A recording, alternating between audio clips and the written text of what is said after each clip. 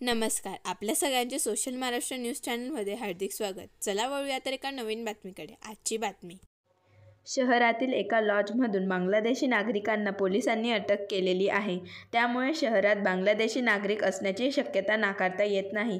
या पार्श्वभूमीवर धुळे शहरात कोम्बिंग ऑपरेशन पोलीस विभागाने राबवावे अशी मागणी उभाटा सेनेच्या वतीने करण्यात आली. जिल्हा प्रशासनाला निवेदन देण्यात आले. यानंतर जिल्हाधिकारी कार्यालयाजवळ निदर्शने करण्यात आली. बांगलादेशीला पाठीशी घालणाऱ्या या भारत सरकारचा शेख हसीनेला पाठीशी घालणाऱ्या या भाजप सरकारचा अरे या मोदी सरकारचं करायचं काय? खाली डोकं वरती पाय. बांगलादेशीवर कारवाई झालीच पाहिजे. धुळ्यातील बांगलादेशीवर कारवाई झालीच पाहिजे. बेकायदेशीर धुळ्यात वास्तव करणारा बांगलादेशीवरती कारवाई झालीच पाहिजे. भारत माता की जय. वंदे मातरम. वंदे मातरम. भारत माता की जय.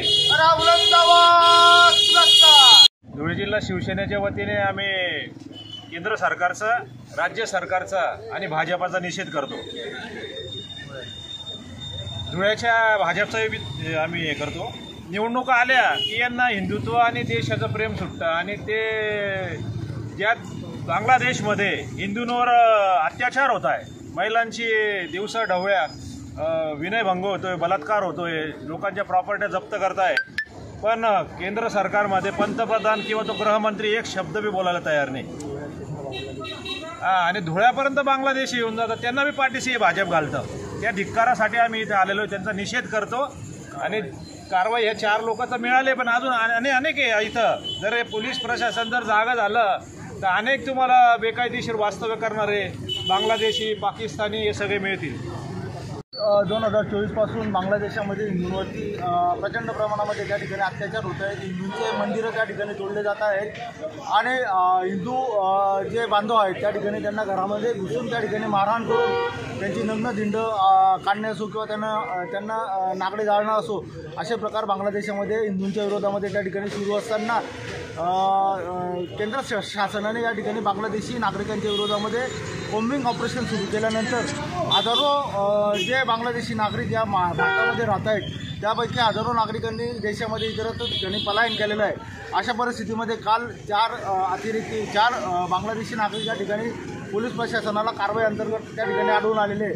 आज जिल्हाधिकाऱ्यांना आम्ही ज्यावेळेला निवेदन दिलं त्या निवेदनामध्ये आम्ही मागणी केलेली की धुळे शहर हे महामार्गावरती त्या ठिकाणी बसलेलं आहे आणि महामार्गाच्या चारी बाजूला त्या ठिकाणी तंबू आणि पाल टाकून काही बांगलादेशी नागरिक या ठिकाणी वास्तव्यास आलेले आहेत.